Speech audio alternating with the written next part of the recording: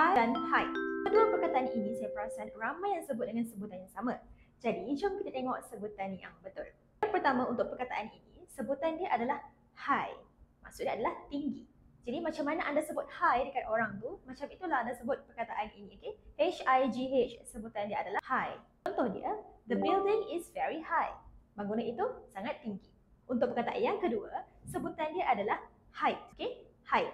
H-E-I-G-H-T, sebutan dia adalah height, iaitu ketinggian. Contohnya, the height of the wall is 3 meters. Maksudnya ketinggian dinding itu adalah 3 meter. Jadi untuk H-I-G-H, sebutannya adalah high, dan untuk H-E-I-G-H-T, sebutan dia adalah height. Lepas ni, misalnya anda seorang team leader ke yang nak kena buat pembentangan depan bos ataupun nak kena bercakap dengan klien, tak adalah lepas ni anda tersasul lagi nak sebut perkataan high dan juga height sebab anda dah tahu perbezaan dia. Bila sebutan anda tepat, secara tidak langsung akan meningkatkan juga anda punya keyakinan dalam komunikasi. Anda boleh join Kuasai English Try Class dengan kami sekiranya anda ingin mendapatkan cara bagaimana untuk praktis sebutan dengan betul.